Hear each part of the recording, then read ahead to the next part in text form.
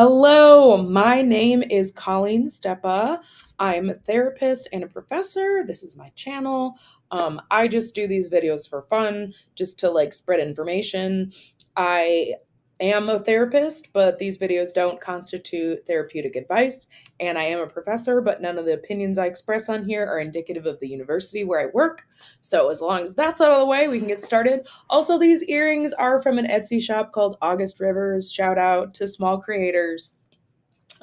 This video today is about research tips, just real basic. We're going to start with kind of bare bones stuff. We'll get a little bit more complicated. I'm kind of designing this video for anyone who is above high school level, writing papers about peer-reviewed topics where you're wanting to have something like having evidence in sources, where you're talking about studies, clinical trials, things like that. So the field that I teach is social work. We're going to be using APA. Most of these tips are applicable to other things in APA, but I am going to show some templates that specifically show APA. All right, starting on Google, just starting at the very beginning fresh. Let's say you have a paper. There's actually a class I taught last term. One of the topics was trust in the therapeutic relationship. Let's pretend I don't know how to research at all, and I'm just going to start out. Trust in, and you can see I already have it on here. All right, trust in the therapeutic relationship social work. Now, a big question I get from students, especially early in the program, is how do I know if a source is scholarly or not? I'm going to show you just a few tips and tricks. The caveat too is I can't tell you for every single field what's going to be scholarly or not, or what your professor thinks is scholarly. If you want, most professors I know are happy with you just having that conversation with them or emailing them the article in advance and being like, what do you think? Also, if you have a doubt, maybe just don't use it. All right. So here's a little thing Google does to help me out. Scholarly articles for trust and therapeutic relationship social work. That's going to save me time because Google Scholar does have mostly peer-reviewed scholarly stuff. However, let's just look down and I want to show you some unscholarly ones and how I know that they are not. Okay. So here's another one too, NCBI. I forget what that stands for, but that I think is a scholarly institution. It's also got this code number on here, and it's nih.gov. So those are some cues to me that that's coming from a more reputable source. If you see something that has NIH, that's National Institute of Health. If you see APA, that's American Psychological Association. You might not know these acronyms, so that's okay. That's why we use other websites. All right, here's one. I know right away that this is not scholarly. I'm going to give you a second to guess. It's this word right here. It says blog. So no matter how beautiful this website looks, I know that this is a blog. Anybody can write a blog. I'm not going to use it, right? This one too, blog. All right. This one says study.com, courses, social science courses. This to me looks like it's probably a SparkNotes type website, so I'm not going to use it. Okay. I also, this is just maybe a bias or an obvious thing to me, but if it's something it's sort of like a BuzzFeed article title, 10 ways you know this, or 5 factors in this, that's probably not a scholarly article because they don't tend to write those titles in that way. The more you do research, the more you get a feel for that type of thing. This one, you can see I've clicked on this already. This one I think is actually scholarly. It's apa.org. When you click on it, you can tell. So it's got the author, which we need when we're citing sources. It's also got the title up here. It's telling you which publication it was in. It's telling you the year, and it's from the APA, so that's pretty credible to me. Well, this is interesting too, because you also get a CE credit if you read it. So if you need one, copy this website down. Another thing too, let's say that you find a website and you're like, I don't know if it's scholarly or not. Some of these things here where it's got it does have a little thing to cite it. So that's actually a pretty good tip there, that you can cite it. If it has a citation tool, more likely than not, it's going to be something that you should be citing. This is cool too, because you can get links to other things that they cite. So let's say that you don't find what you want from this article. Well, look, it's got its references down here. We can click on some of these. I'm not going to do that because I want to keep showing you. All right. So here, this is stkate.edu. So that is a school. So we know that that is an educational institution, more likely to be something scholarly. All right. Master of Social Work Clinical Research paper, School of Social Work. So this is written by another student. So you may or may not be able to use this depending on what your professor wants you to do. I'm just going to look at this one because it has great formatting in it. So you can see this is an MSW clinical research paper, right? St. Paul, Minnesota. Good representation. I'm from Minnesota, if you don't know. So there are, I think this is APA 6th edition. So not everything here is going to be what we want it to look like because we use the 7th edition now. But this is a great example of like, if I'm looking at a paper, the reason that we use a formatting in our scholarly papers is we want someone to instantly know that this is like an academic paper, right? I look at this, I know it's academic because of the formatting. We've got the title here. It's got its own page. We've got the person's name. We've got some like accreditations to the school, what it's for, and then they have this little thing here, right? There's an abstract. So if I am reading a research paper and I'm trying to figure out if I want to use that in my research, what I'm going to do, I'm not going to read the entire paper because sometimes they're like 45 pages or more, right? What I'm going to do first is I'm going to look at the abstract and say, does that have anything to do with my research topic? Does this have information that I find interesting? Is it adding to my topic? Is it saying the same thing that all my other papers are saying? Right? So I'm going to read this, look at that. Let's say, oh, I really like this recovery-focused collaborative models of care. I'm looking good, okay? So it's passed my first test. Well, my first test is it scholarly? I'm going to say yes. My second test now is, does this apply to what I want to talk about? So abstract is the first thing I'm going to read.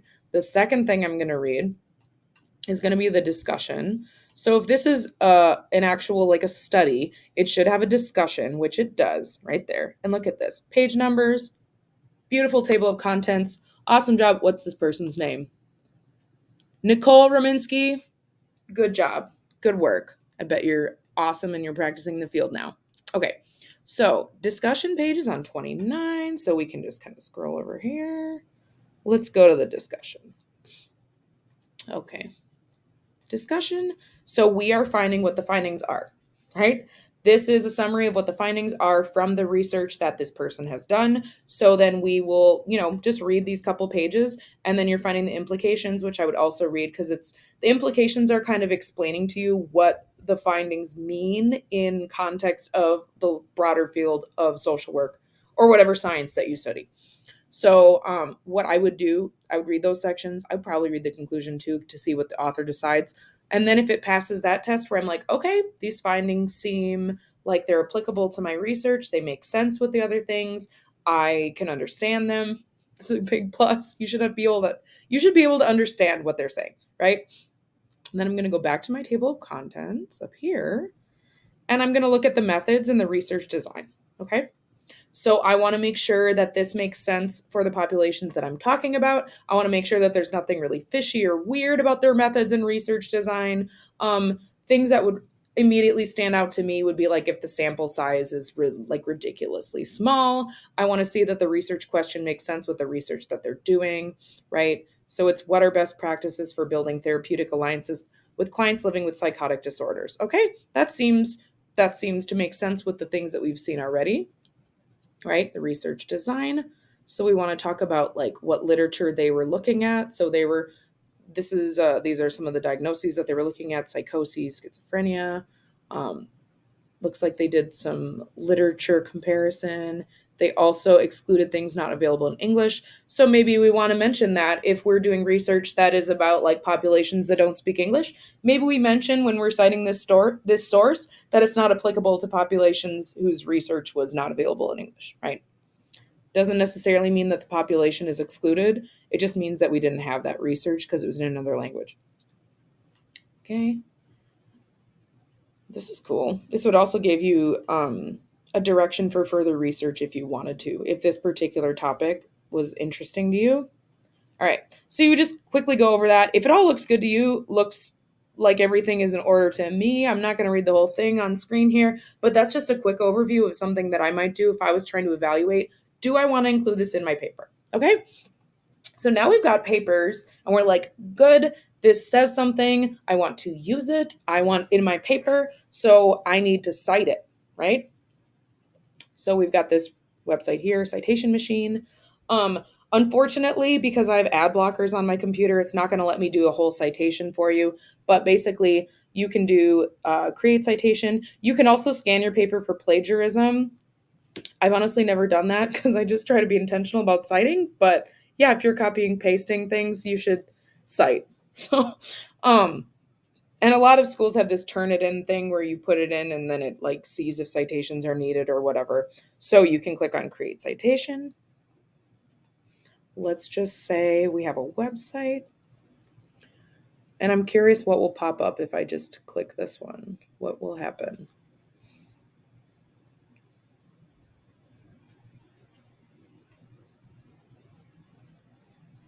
Okay. So let's see if we want to cite that. Continue. I think it's not going to let me continue. Yeah. Anyway, it's going to have a block there. So what you would have, if you had articles that you wanted to include on your citations list, it would basically have you fill in the blank information. So maybe you don't have like a date for something and it would show you there's a blank. So it would kind of flag for you if there's information missing in your citation. So then you can enter that in manually. It's not going to let me do it, but what it'll do when you have more than one source on your list is it will alphabetize them too, which APA, you're supposed to alphabetize your sources. All right, so that's just an example looking at one paper there. I'm going to look now at Google Scholar. I'm going to show you just some real easy stuff to do on Google Scholar. The first thing that I want to do is change the date range. I want to make sure that things are current. Depending on the type of science you're doing or the type of research you're doing, you may not need to have it be that current, but I always, as a rule, try to keep the sources I use within 5 years. Unless you're going to like cite someone who's dead, like Freud, or someone whose research is, bound to a specific time period, like a, what do they call that? A primary source. Then you would have, maybe you have an article that's from like 1910 or something. So what I look at just for my own ease, I like the ones here that have the PDF attached because then I know I can get the entire article. I'm not going to jump through a bunch of hoops and then like suddenly find that I can't actually look at the article that I want. And when you research more, you might start to recognize certain things as credible, like Taylor and Francis, right? Or Springer. I don't know some of these other ones. ProQuest I've heard of. Let's see, Elsevier. These are just like places where a lot of these research articles live.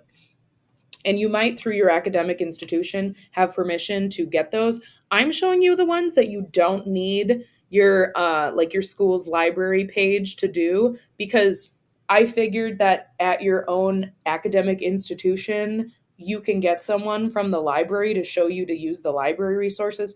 I'm showing you how to use other ones, right? So of course, anything that's on like one of those academic search engines like JSTOR or I don't know, ProQuest, Springer, whatever they are, those are probably good to go. You just want to make sure that you're ruling out anything that does not apply to your research, like I was reading that last article. Okay, so let's just grab a random one. Ooh, this is cool. This one's about undergrad social work students. Let's look at this one. Okay. All right, look at it. It's got citation information for me right there. Super, super easy. We have got, let's just check the full articles here. Yep, looks like we got the whole article. So again, similar format. We're going to see the abstract is here. We'd read the abstract first. They don't have a beautiful table of contents like that last one did. But if we scroll down, we see findings, discussion, right? It's pretty much the same thing. Do they have that? I like it when they have something labeled discussion. Limitations. Yep, here we go. Discussion. So if I were a student, I would probably read the discussion part. This is where I would pull most of my quotations from if I were to cite this as a source and I was going to say like what it's about. These are usually the best parts for quotes. All right. So there we go. This looks pretty good. Maybe we want to cite this one. So we would we want to make sure we have the author, we have the title, we have the journal that it was published in, we have the date. Looks good to me. Okay, so this looks good. It passes the test. It looks scholarly. Google Scholar kind of helps you with that. Here's a shortcut for you. If you don't want to use something like Citation Machine or you have an ad blocker like I do, look at this. Cite, APA. Okay. You can just copy and paste and put this in your references page if you want to. You just have to make sure they're in alphabetical order, and then you want to make sure it's formatted correctly. And I would double check it with a website that I'm going to show you in a second, Owls of Purdue. So they have other types too. I have actually never heard of Vancouver. Interesting. There are other tools here like RefWorks and EndNote and BibTeX. I'm not going to show how to do those, but pretty much any library, if you have like a school library or even like a library online resource, there's probably someone who can hook you up and help you with that. Okay. So now I'm going to show you the Owls of Purdue Writing Lab. It's called Online Writing Lab. I don't know why I always call it the Owls of Purdue. Like there's like owls living in Purdue. I don't know. Maybe there are. I've never been to Purdue. Here we go. APA Formatting and Style Guide. There's a lot of other resources on here. Feel free to peruse.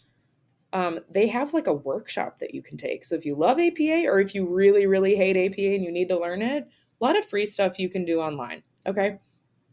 There's a poster. That's cool. Let's check that out. Ooh, that's a lot of words and it's real small. It's a pretty good graphic though. It's pretty helpful. Yeah. I'd say this is a pretty good, like, it doesn't show you how to do everything, but let's say that you get a paper back from your professor and they say, like, your margins are bad. And you're like, what's wrong with my margins? You might be able to look at something like this and figure it out. What I would do, honestly, and what I have done is go down here, APA guide, and I would just find, oh, that's where I'm at already. I would just find a template and I would download it. This is cool. Oh, look, they have a little citation machine. Look at that. Citation machine showing right back up. Okay. So see, you can use this here if you want. It has a note here too. This page reflects the latest version. So that's APA 7. So like we saw that research article that was written by that student at St. Kate's. That was APA 6. I know because there's a running head. So you want to make sure it's the most current version. Owls of Purdue always is like, I feel like the best resource for knowing what's the current version, what's the current rules. There may be something better, but I haven't found it. Well, maybe YouTube channel. Yeah, check them out. Okay. So reading this in text is sometimes harder than just seeing it visually. So what I would do is just find their sample page right here.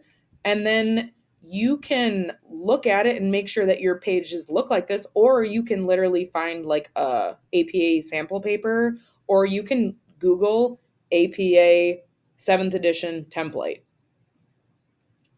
So if we sample student paper, well, that's cool. Here's the difference. Sample student paper. Let's do this one. And we'll check it out. So this one, I don't think you can type directly into. Looks like it's a PDF. But it's probably just good to have around. What you can do is just literally Google like APA, oops, APA template. Ah, caps lock. Okay, here we go. This is a good website too. I like it a lot. University of Wisconsin Whitewater. Midwest is representing on the APA. So template document, you can use this. You can just download it and it's Microsoft Word and like it's got everything you need. Now, if they change the APA, then you're going to need to download a new one, but you could literally just take out all this text and then put your own text in there and keep the headers, keep them formatted the same way. And here's a references page. This is nice because it's very basic. This is a really good one. I would honestly use this if I was a student because it's not as long as some templates are. You might find templates that, like this one here, annotated bibliography, it's got extra stuff on it. And if you're on the Owls of Purdue, they'll have extra resources like how to do tables and stuff. You're in undergrad, maybe not going to do a lot of that. In grad school, you might, or for your like capstone or your summative project, you might do that.